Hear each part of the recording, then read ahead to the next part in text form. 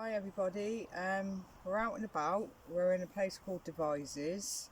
It's a really nice place. Over the far side of me you've got like a river, and there's barge boats going all the way along. It's very peaceful, nice walk down there. But today I'm going to talk about if you're suffering with your mental health, the thoughts that you may experience. You may get the thoughts, like the believable thoughts, the thoughts that distract you, like delusional thoughts that drift you, the thoughts that distract you, that drift you off to, like, just drift you off away from the here and now. How does that make you feel? It can make you feel resentful. You can feel a bit anxious around it. You can feel angry because of it, because of the thoughts. Panicky.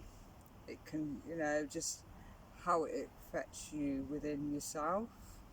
Now, we're all thinking things, every minute of the day, but it's, like I said, it's those thoughts, those unbelievable thoughts that you may experience. What the mind tells you. The mind tells you that isn't true, but it's so believable. You just get drawn into it.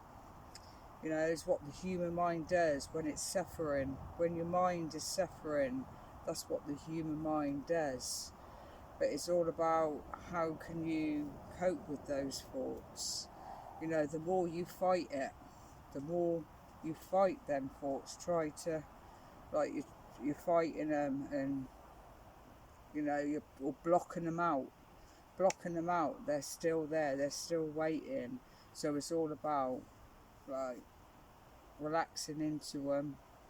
Don't block them out, because you tend to sort of, like, the thought you're clinging on to, and you become detached to them. It's all about pulling away from them thoughts, pulling away from the pain, the suffering that you may experience on top of those thoughts. So it's like distract you, like you have to pull back away, come back. It's all about coming back into the here and now, the present moment, and not being pulled away with those thoughts. It's like distracting yourself and being, like, trying to be mindful about it all. And plus as well, like, finding coping strategies, because it's all about, like, when I say, like, believing in it, that's when you get distracted into it. It's like trying not to feed it. And when I mean feed it, in one of my old videos, I talked about to do with thoughts as well in that video.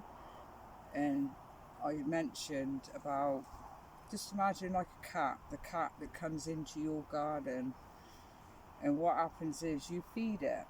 You think, oh, the cat's come in, so you feed it, and then the next day that cat comes back into your garden because you started to feed it. So it keeps coming back. The more you keep feeding it, the more you're feeding it, the more it's coming back. So you imagine your uncomfortable thoughts that you experience, and you're, like, just say feeding it, getting drawn into it, believing in it. Sometimes it's easier said than done not to believe it, because the mind, that's what happens when you're suffering. Like I said, when you're suffering with your mental health, that's those thoughts that you may experience as well. Like they say, you don't always have to believe what your mind tells you as well. So it's all like learning coping strategies with it. So back to the feeding the cat. So the more you're feeding that cat is coming back and keeps coming back. But it's only coming into your garden because you're feeding it. It's only coming back because you're feeding it. So you imagine your thoughts. That's what you're doing. it's coming back. It keeps coming back. It's like not dealing with it. It's like trying to cope with it differently. So when you decide, I'm not going to feed that cat, at first it may come back into your garden because it thinks you're going to feed it, like your thoughts going to feed it, but you're determined you're not going to do that, so you don't. But it will keep coming back, and it may come back a bit stronger. The thoughts may come back a little bit stronger, just to grab your attention. It's those thoughts that grab your attention. But eventually, that cat, once it knows you're not going to feed it, it goes away. It goes to, like your thoughts, goes to the back of your mind. They're not so much of a problem. They become not so much of a problem. So it's ways of like try and distract yourself and pull away from them thoughts, not blocking them, but pulling away from them so that they don't become so much of a problem to you, like the pain, the suffering that those thoughts like can cause you within yourself and your day-to-day things that you do. So it's finding coping strategies to help with that, like mindfulness, meditation can help you, and it can help you as well learn to sit with it. It's learning to sit with it, learning to be uncomfortable. It's natural. That's what happens to our bodies sometimes. We sit there, we may get bored, we may get uncomfortable, feel uncomfortable. So meditation helps you with that, and it can help you with your thoughts as well. It's learning, it's practicing. Just start off small. If you haven't done it before, just do a 5-minute and gradually build up. But that do take time. You just got to have the patience. But eventually, the more you do that, the easier it will get, and you'll be able, to pull away and learn to cope with them thoughts without blocking them.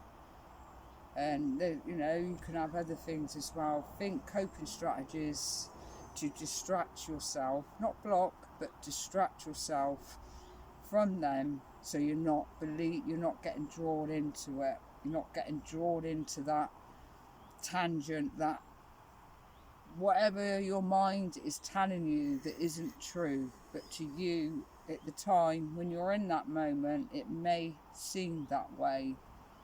But it's learning not to believe everything your mind tells you as well. So like just things that work for you, walks, anything that can distract you, going out for a walk, doing like poetry, try some poetry, writing down some things, get it out of your head. Get it out of your head, what that mind is telling you. Get it out of your head and then chuck it away. Chuck that piece of paper away in the bin so it's out of your mind. But poetry, how you're feeling, your thoughts. There's many different things, but you can find them things that will help with it, those coping strategies. Because everybody's different in what they may experience. Everybody's different in what works for them, but you will find those positive things that will help with it and help you to cope with it. And like I said, you will get to know that whatever you do will work. It will, you'll see that it's working. And once you see that what you're doing to help with it, to make it a little bit easier, those thoughts, it gives you that an incentive to carry on, and it will get easier and copable as well. Even like you may have a bit of a moment with it, but you'll have them coping strategies at hand to help you with it. It's all about practice, patience, being patient with it, because eventually it will start to work. What you're doing will start to work as well, and you will, you'll start to feel a little bit better within yourself. You'll feel a bit more confident, and you will start to feel positive within yourself as well. You'll feel all that as well, a bit more positive within yourself and confident. And once you get that confidence there, that helps even more, because if you feel confident within yourself, you know, that gives you a bit more of an incentive. It's like an achievement. It's like, once you know, like I said, it starts to work, those coping strategies to help with your mind, those thoughts, those uncomfortable thoughts, and you start, it's like an achievement. It's something that you've achieved and able to deal with, to cope with, to make you, make your day-to-day living just that little bit easier, rather than, and it as well, it keep you in the present moment, like practicing mindfulness by staying in the present moment, as well. That can help, focusing on being aware a bit more of the day-to-day things that you do, just the simple things like you're washing up, when you're going out for walks, the sounds, the sights, all your normal day-to-day things just will help, practice staying in the present moment with it, keep you in the present moment rather than being drifted off either what you're going to be doing next or drifting off to those uncomfortable thoughts. That in itself can help as well, and it make you feel a little bit, may even feel a little bit happier within yourself, feel kind towards yourself. It's there's quite a bit of benefits towards it as well. So I hope the video would be of some help to somebody or some people. Share this video.